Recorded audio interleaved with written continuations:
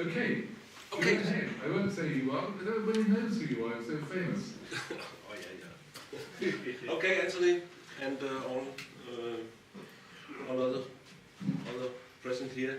Thank you for the invitation, and I've given my presentation the title "Encouraging Open Access Publishers to Do a Better Job: How DOAJ Tries to Help Out." Of course, it's not all open access publishers who need help. We know that. Many of you guys are doing great stuff. But there's a lot of publishers that need assistance and help in order to do as, to quote Anthony in his communication to me before this event, to publish their journals properly. So we are trying to promote best practice. Another way of putting this might be cleaning up. I connect to Frederick's, what Frederick said this morning, not to focus on the edge cases, but try to do something for the majority, and that is really what we are trying to do. It's Friday afternoon, and standards and infrastructure is not sexy, and I'm afraid that what I'm going to tell you is not sexy, but it's very important, I think. So, very briefly, DOAJ was founded 2003 at Lund University, shortly after the well-known Budapest Open Access Initiative from February 2002. The initial ambition was to provide a service, not a project, listing potentially all journals operating according to the BOAI principles. Immediate, barrier-free open access, no embargoes, extensive use and reuse rights, etc. Since then, a lot has happened, as we all know, and we have heard about today. Open access declarations has been signed by institutions and their organizations, rectors associations, research funders and their organizations, governments, international organizations. Hundreds of them have issued open access policies and mandates with more or less specific requirements as to which publishing channels are eligible for their support. Many universities has allocated specific funds to support APC payments, so have research funders, or have allowed APC charges to be paid from research grants. And innovative and indeed questionable unethical companies has entered a publishing market to profit of the publish and perish syndrome by setting up journals charging for crappy services, if any. So, help is needed.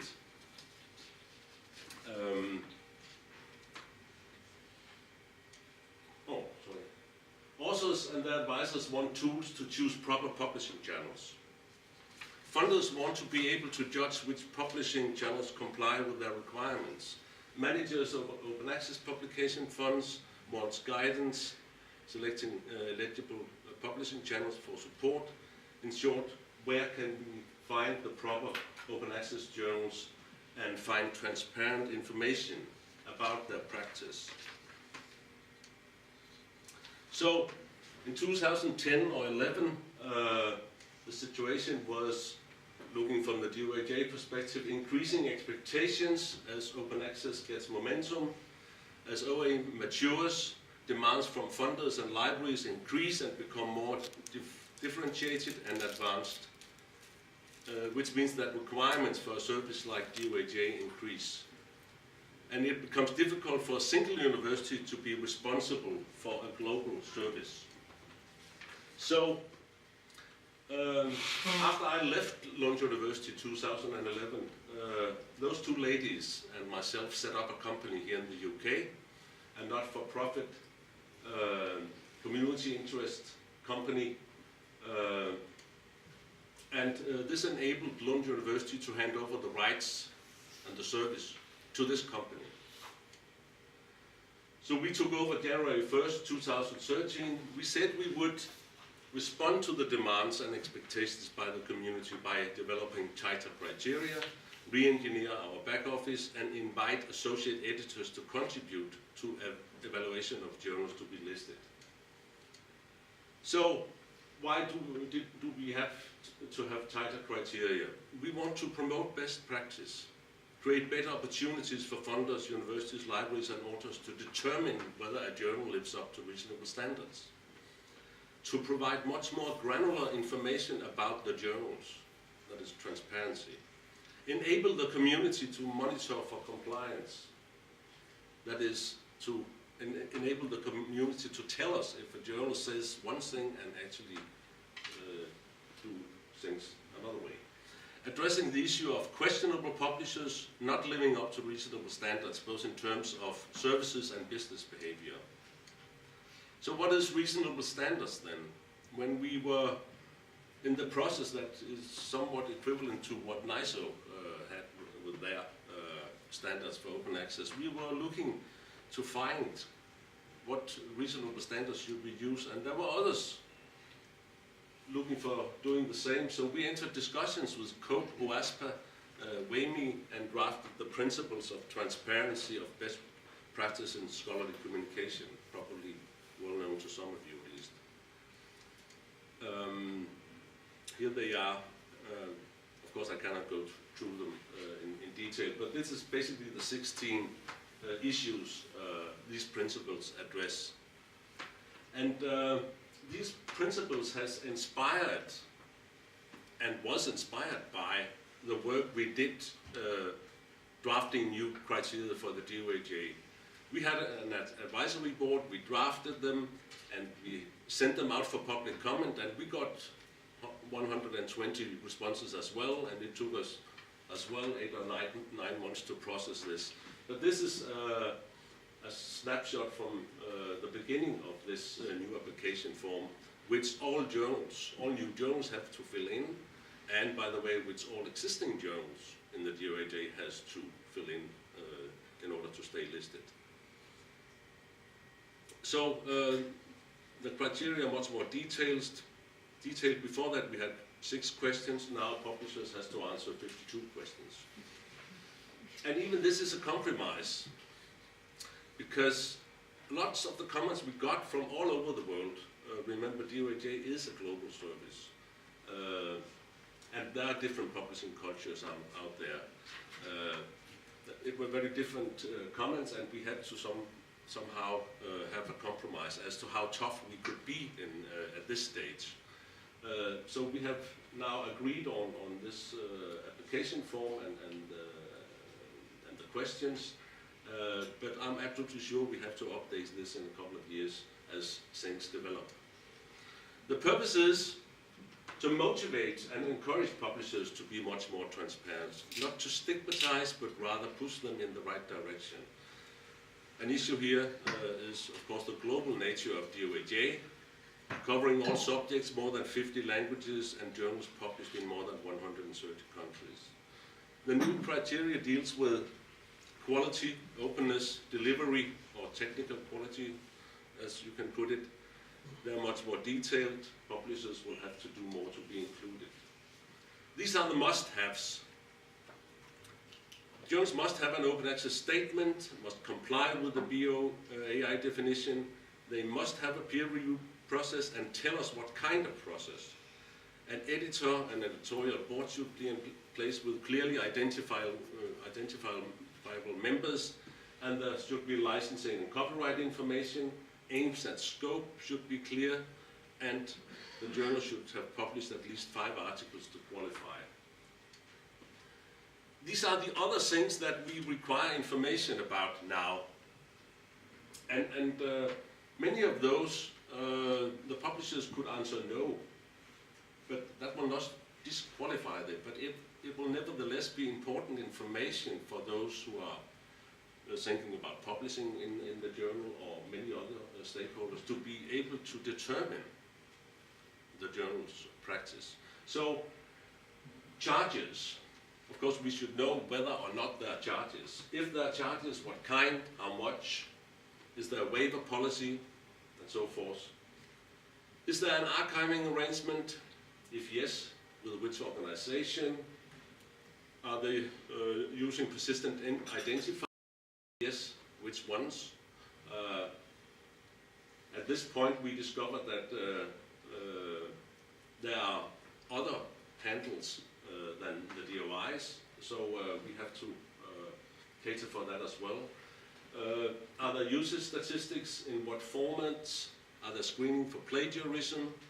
And the average number of weeks between submission and publishing. Furthermore, the journal should tell us whether they have machine-readable CC license info displayed, which CC license is used. If no CC license is used, then specify the permissions. Is there a deposit policy? If yes, where is this registered? We tend to know, to think here in Europe that Sherpa Romeo is the only one, but in other parts of the world they don't know what Sherpa Romeo is, but there are equivalent services, not as good as Sherpa Romeo of course, but nevertheless. Is there a policy that allows authors to hold the copyright without restrictions? Is there a policy that allows the authors to retain the publishing rights? So this is sort of the headings of the questions where we require the publishers to inform us. And here are some more details I'll run through fairly quickly. But for instance, you can see they will have a choice. They will have to choose what kind of peer review process they use. And we know there are significant differences between different disciplines as to how this is being done. Nevertheless, they should tell us what kind of peer review they use. Statements about aims and scope, I have talked about that. Instructions to authors shall be available and easily located, and so forth. And on many of those counts, we require a specific URL, so it can be checked both by us and by the public.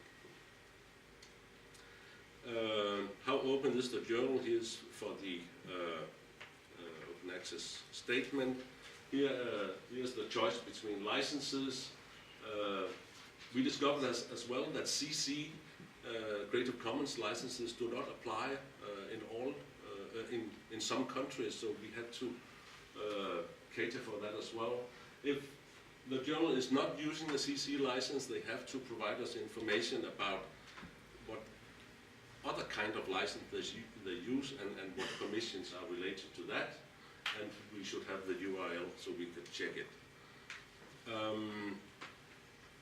And then sort of extra check, does the journal comply with the Budapest Open Access Initiative definition? Copyrights and permissions. Archiving, again, we don't require the journal to have an archiving policy yet, but if they have, we would like to know where.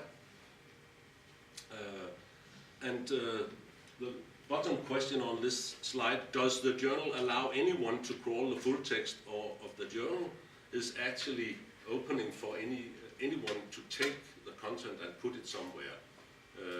That might be a useful thing, given the current developments around Crossref and stuff, which would enable to more or less automatically put the stuff in the Internet Archive.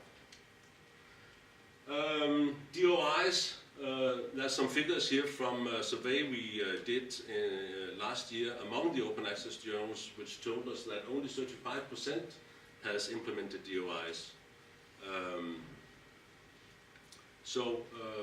We asked for information about that, plagiarism, deposit policy, I have mentioned that. Of course, article processing charges is a very important point here. Here is the spread in the disciplines, according to the data from last year. But we asked for specification of the amount, the currency, whether there are submission charges, whether there's a waiver policy, and where we can find that, and so forth. So I hope you can see this is a delicate balance where we have to try to respect different publishing cultures. Our aim is not primarily to exclude, but rather help and assist the smaller journals to come into the flow, or as Anthony put it, to do a proper publishing job. So we are promoting the standards and transparency and best practice. We have the DOAJ seal as a specific way of promoting best practice. There are 6 things here. The journal should have an archiving arrangement with a certified archiving organization. They should provide permanent identifiers, should provide article-level metadata to the DOAJ.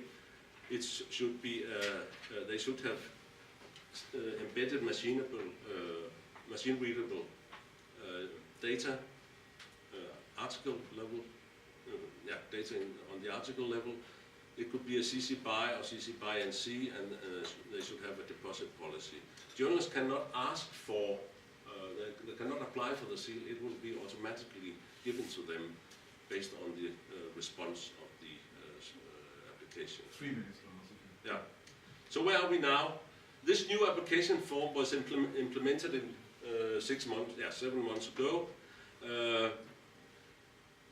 It's not easy to complete an application, and this might be a good thing, actually, because you are not able to submit an application unless you are able to properly fill in the application. And that is filtering out many questionable publishers already. We have added 450 journals so far and removed 170. We are now enrolling dozens of associate editors from all over the world to help us.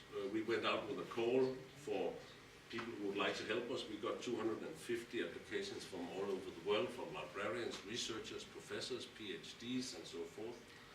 So now we operate a 3-tier evaluation process. We have set up groups of associate editors and an editor,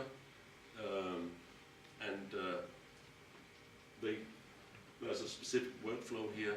So currently we have about 20 teams covering 15 languages. That's more or less 100 people working for us now, 4 or 5 hours a week. Yeah, it's early days still, but it's becoming a huge operation. So we are shortly now ready to announce the re-application process, which should facilitate that all 10,000 journals that has been listed before should be re-evaluated. And that is a huge job, both for us and for the publishers. We have now developed a tool for bulk upload for multi-journal publishers. In our world, it is publishers with more than 10 journals. And it will be tested by Springer and Shadow shortly. Springer should not fill in 300 applications, for instance. The re-application process is expected to be completed by the end of 2015. We will have other things ready next year. All information provided in all those application forms will be searchable and computable, which means you will be able to go in and say, journal in biology with an archiving arrangement, with CC BY, without APCs, published in Spanish, and so forth. So you'll get a tool to actually help many of the stakeholders, and I guess it would be an interesting tool for research as well. Despite that we are increasing the threshold of being listed, we are quite confident that the serious open access publishers will actually do a job in order to be listed, because these are the benefits according to the DOAJ journals from the survey last year. Especially many of the journals from outside the West, Western Europe and North America, but even university-based journals in the West and the North are very much appreciating the work we are doing. So we started out 11 years ago with 300 journals. We have 10,000 now. We are upgrading. We are developing our back office. We believe that what we are doing will improve the transparency and credibility of open access journals. And we will continue working for that, promoting standards and best practice and transparency. without losing the global view. And we think this will benefit all open access publishers, or even all publishers. It's a major effort. We are community funded, and has been that since 6 or 7 years. University libraries, library consortia, and publishers. So we would like you to consider to support us. Our ambition to be the whitelist and make other lists superfluous. If a journal is in the DOAJ, it complies with accepted standards. If it isn't in the DOAJ, watch out. Thank you for your attention, and thank you to all of those of you who are sponsoring our work. And we have vacancies here. I can't see.